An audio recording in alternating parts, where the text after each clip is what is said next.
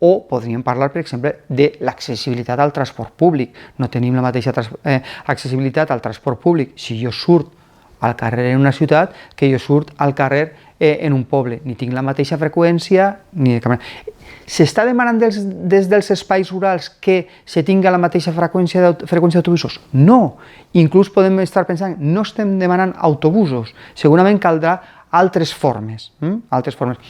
A més, en un moment en el que estem davant d'una transició energètica on el més que possible encariment, que ja s'està encarint molt, encariment dels combustibles fòssils, deixa a moltes persones amb moltes dificultats per a moure, perquè sobretot la gent als espais rurals es mou amb el seu automòbil. I clar, això suposa, unes despeses i uns desequilibris. Uns es beneficien de poder tindre transport públic, els altres no el tenen. Sí que s'han fet algunes iniciatives, però que són molt parcials.